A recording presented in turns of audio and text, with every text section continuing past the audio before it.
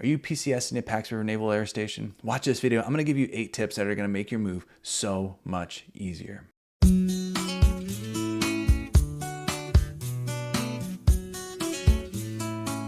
All right, what's up everybody? I'm Rob Scout. I'm here with EXP Realty in Southern Maryland, and my goal is to help make your move to Southern Maryland so much easier. So give me a call, text me, anything like that, and I'll be happy to help you. Also, click the subscribe button, click the little bell so you're notified every time we put out new content. I do tons of property tours, different tours of different areas, and I just think it will be helpful for you to get an idea of what it's like to live where I live. Okay, so number one we're gonna start with is how to find an agent. Now, of course, I'm biased. I say you should look on YouTube, but you can also look in so many different areas. So if you're someone that really wants to explore and kind of figure out different agents in the area, make sure you're asking people that have already moved here. Make sure you're looking on Google and looking up Google reviews and stuff like that. But I gotta say the best way to find an agent is to call as many as possible or meet as many as possible and go with your gut. Go with the one that feels like you're gonna mesh with well, because you're gonna be working with them a lot over the next few months as you PCS to Pax River. So 100% do your research, find the one that fits you best, find the one that you feel has the right credentials and the right mindset to help you, and I promise it will be a lot smoother experience.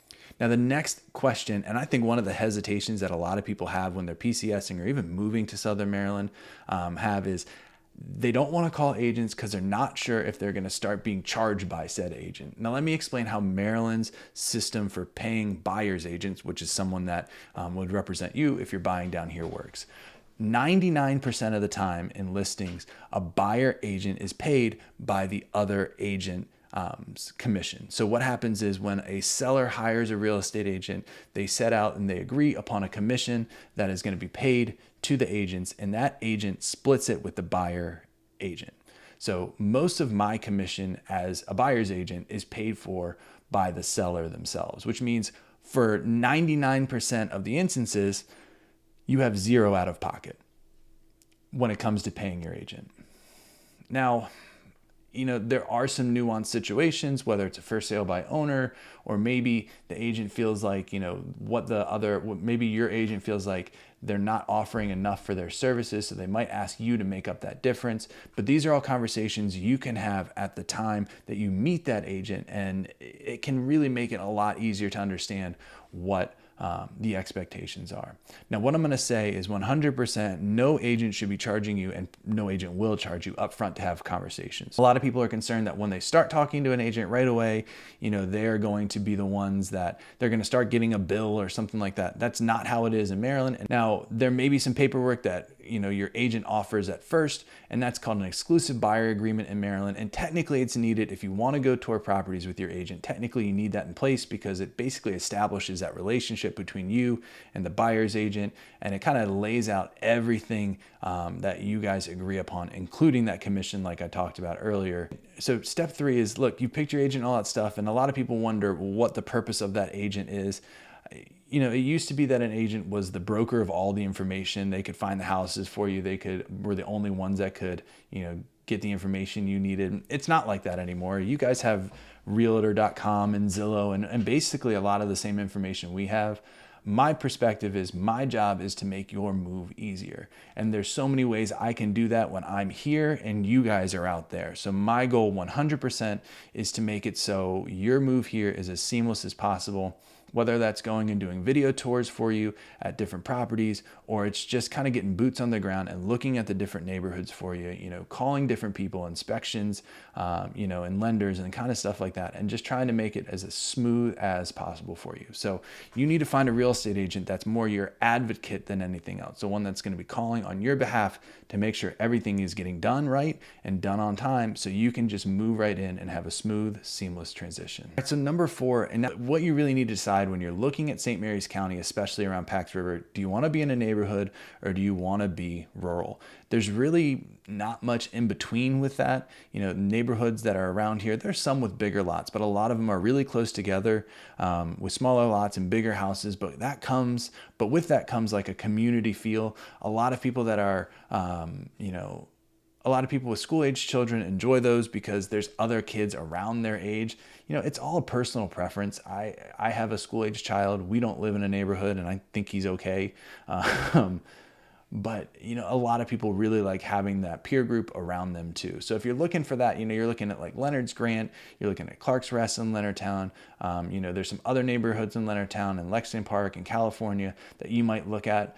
But if you want to spread out and you really want to have more space, then you're kind of looking outside of that centrally located close to Pax River area, and you're looking more towards Mechanicsville. You're looking more towards, to the south of St. Anagos and Ridge.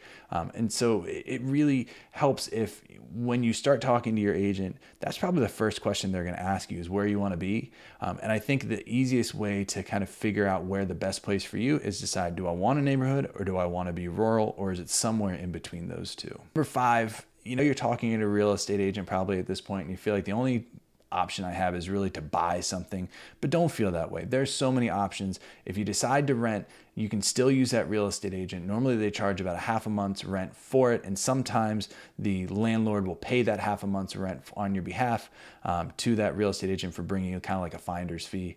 But have that discussion with the real estate agent before that's set in stone. But you really have to decide what you want to do. Renting has its great pluses, especially when you're PCSing to an area and you don't plan to stay there more than that 2 to 3 years that you're stationed there. But there's some downfalls too, and everyone's aware of the downfalls of rental. It's not your place. It's not somewhere that you can really change and make your own. And a lot of people don't like that about rentals. And the last way, of course, is buying. It can be scary to be PCSing to somewhere and buying a house because it feels so permanent. A lot of the times your timeline is short. You got 30 days to find this house, maybe even less, maybe just like a week that you have out here to find the house. And so it can be super stressful when it comes to that. So, it really is a personal choice. I can see the benefit in buying just because I think that's how I'm trained in my head being a real estate agent. Like, if you're someone that's PCSing here, you plan to stay 2 to 3 years and you buy a house, the fear is that when you go to sell it, you're actually going to be upside down. Southern Maryland, and especially St. Mary's County, is growing. So hopefully that's not going to happen. But, with anything with the housing market can happen. But I will say a little caveat, if you would want to keep that property, someone just like you that's PCSing to St. Mary's County is going to be PCSing to St. Mary's County, which means they're going to be looking for a home as well, and they might want to do the rental thing. So you could hold on to that property you bought if it's in a desirable area, which it most likely is since you moved there, and actually rent it back out to other people, other military families PCSing to the area. The next question I get a lot, and number 6, is how long will it take from start to finish to get me in a house? Now, rentals, of course, they can be a lot quicker, 10 days maybe at the most, depending on when the other tenants are moving out, 10 to 15 to maybe 30 days. When it comes to buying a house, it's normally between 30 and 60 days, and so many different factors can affect that. Even if you're using a certain loan type or a certain loan, place that you got your loan, whether it's USAA and maybe federal or a local lender, can really affect the length of closing. So I always tell everyone to plan for 30 to 60 days, and most close around that 30 days lately. But sometimes with VA loans and sometimes with USAA and Navy Federal, it can be a little bit longer, so maybe about 45 days. I always still get these questions, and it's one of the first things people ask. Around Pax River, is there a lot of food choices and is there a lot of shopping? I guess compared to, if you were stationed in Norfolk or you were stationed in Jacksonville, maybe you were stationed out in Pensacola or something like that, no, there's not as much shopping and food seen around here. But we're growing. We have more stuff than we've had before. We got more chain restaurants and local restaurants with a variety of different food. And of course we have Target, Walmart, and kind of the essentials. But if you're looking for that shopping experience, you're probably going to need to go to the Waldorf Mall or the Annapolis Mall, or even over to Virginia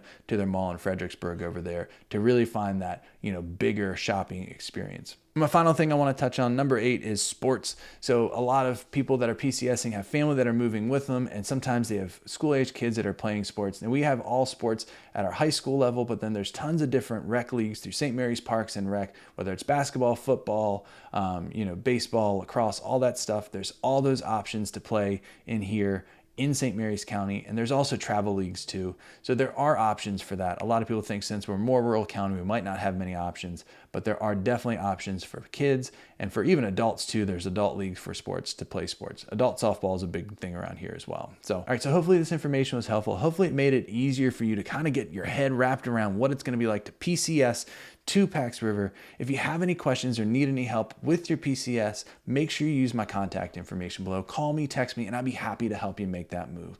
You can also go ahead and click that subscribe button, click the little bell so you are notified every time I put out new content. I'm going to be putting out full-length videos and shorts all about Southern Maryland to give you a really good idea of what it's like to live where I live.